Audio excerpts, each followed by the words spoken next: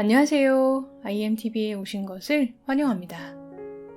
제가 일하는 곳 초등반 학생 중에 재밌는 친구가 하나 있는데요. 휴대폰 진동 소리를 듣고 휴대폰 기종을 맞추는 재주가 있습니다. 하루는 수업 중에 한 아이의 휴대폰이 진동으로 울렸는데 그 종류를 맞추는 거예요. 그래서 신기해서 그걸 어떻게 하느냐고 하니까 소리가 전혀 다르다고 이야기하는 것이었습니다.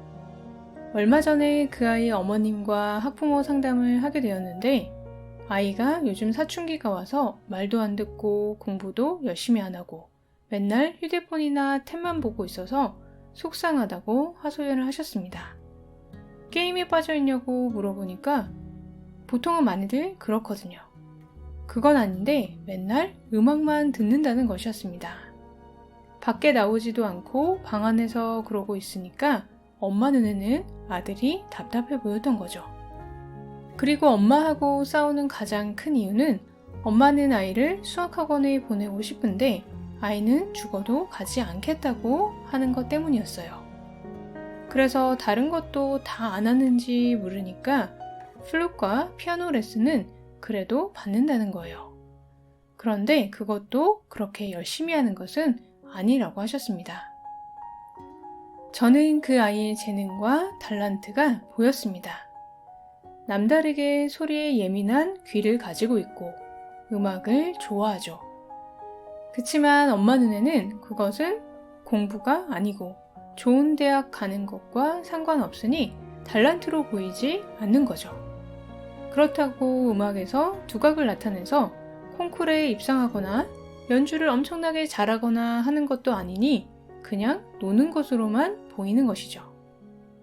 그러시면서 어머니께서는 엄마 말은 죽어도 안 듣는데 그래도 선생님 말은 들으니 기회가 되면 애를 설득해달라고 하셨어요. 영어 선생님이 수학학원 가라고 한다고 해서 아이가 들을 리가 없죠. 대신에 그 학생에게 넌지시 말했습니다. 너 음악을 듣지만 말고 작곡도 한번 해봐. 그랬더니 저 그거 한 번도 안 해봐서 할 줄 모르는데요? 라고 하며 살짝 관심을 보였습니다. 요즘은 컴퓨터로 작곡하는 프로그램도 있다고 하니까 한번 찾아서 해봐. 재밌을 거야. 라고 쿡 한번 찔러줬습니다. 이것을 넛지라고 하죠. 주위에 보면 사람들은 자신이 가지고 있는 것은 별거 아니라고 생각합니다. 없는 건 아닌데 그렇다고 크게 특출나지 않기 때문에 우리는 쉽게 무시하죠. 좋은 것을 가지고 있는데도 그것이 당장 돈이 되지 않는다고 해서 뛰어나게 두각을 나타내지 않는다고 해서 무시하는 거죠.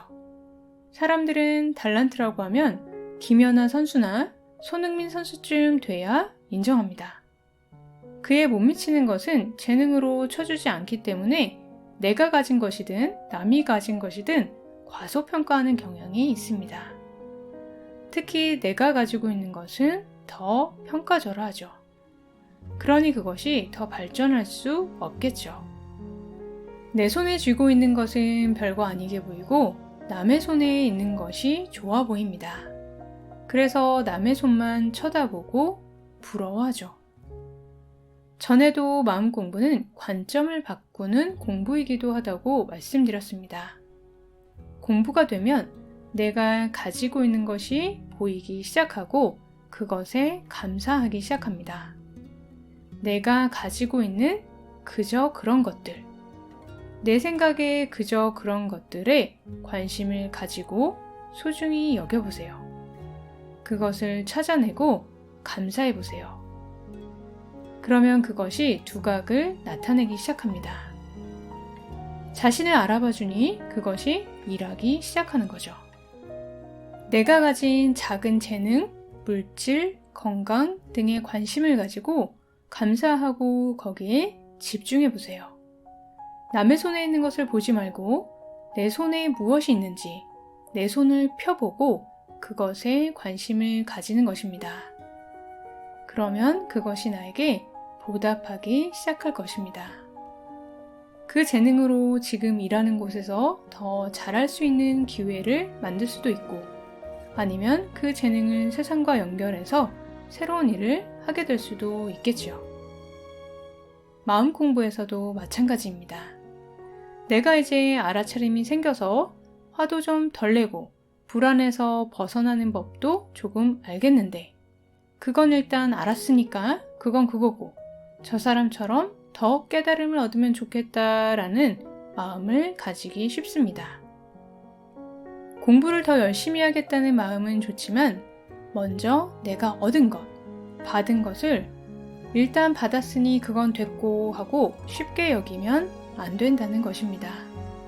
이 마음이 먼저 바뀌어야 합니다.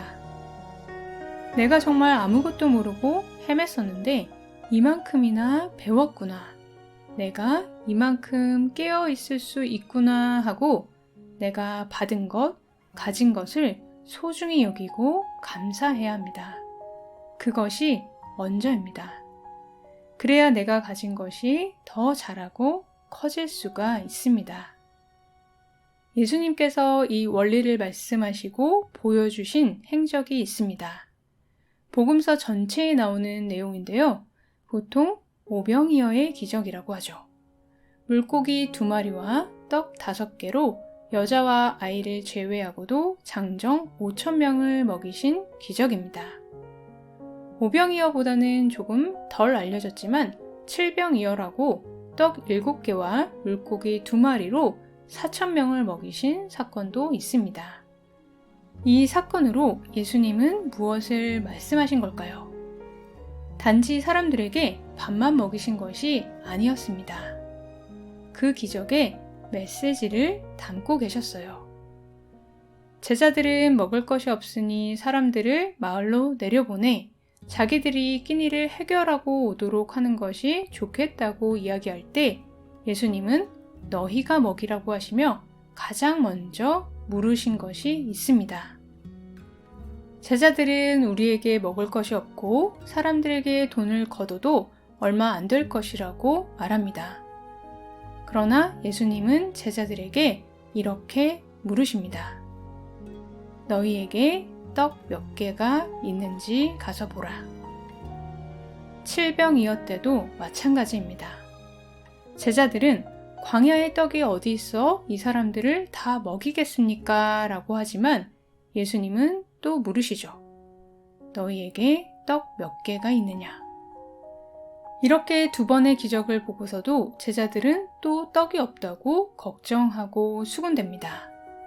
예수님이 한창 말씀을 전하고 있는 중에도 말이죠. 보다 못한 예수님께서는 이때는 제자들을 꾸짖으십니다. 좀 쉽게 풀어서 이야기하면 이렇게 말씀하신 거죠. 지금 내가 하나님 말씀을 전하고 있는데 너희는 또 떡이 없다고 걱정하고 있니? 왜 이르들 둔하냐? 얼마 전에 두 눈으로 보고도 모르겠니? 귀가 막혔어? 바로 며칠 전의 일인데 기억 못해? 예수님이 물으십니다. 내가 떡 5개를 5,000명에게 줄 때에 몇 바구니가 남았니? 제자들이 대답합니다.